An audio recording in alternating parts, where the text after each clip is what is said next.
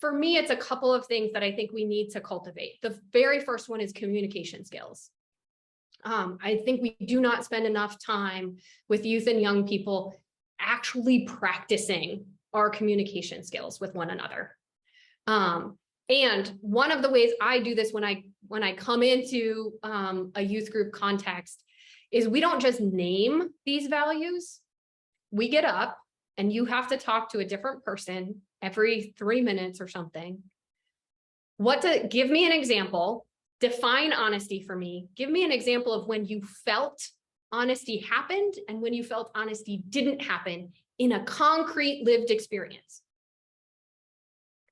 All right, so we're getting all these examples out of when it happens and when it doesn't happen. And y'all are with these people for many more hours in a year than I am. You can then say, okay, we're going to spend some time on like what gets in the way of honesty, right? I don't want to hurt the other person's feelings.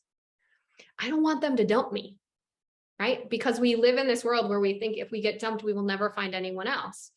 And we live in a world where we think you should just get over it. You know, early on, about 15 years ago now, maybe more than that, because COVID screws up my dates, maybe 20 years ago, Columbia University did some research on brain chemistry, and it was shown that when people experience a breakup where they felt what they describe as love or, you know, that like ultimate connection, that their brain chemistry looks the same as someone detoxing from drugs.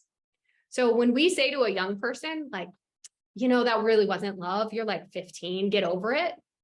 They might literally be dealing with the same level of someone trying to detox from an addiction in terms of how their body is responding to this loss. So let's take it seriously and the risks of being honest when that might lead to breaking up.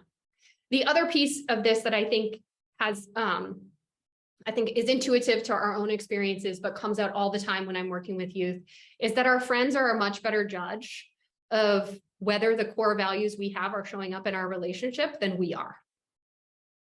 And so I often have youth groups. I have people, and I think a couple people are on this call who have done this with me.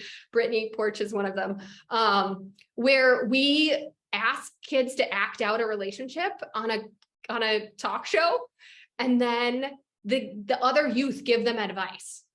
And I have literally been in youth groups where someone has turned to someone else and said, like, quietly, I said that same thing to you last week, and you told me I was dumb, right? So it's creating a community of people who hold each other accountable to those values. And that's my definition of Christian community. And so how do we cultivate that in a way where, you know, this is commonplace for how we talk about things and how we hold each other accountable? Those would be two things I would name. I'm sure all of you have others intuitively that could be part of this conversation and how we live it out. But the other thing I just want to really keep honing in on is my fancy word of praxis. This takes practice. Let's just keep telling everyone it takes practice.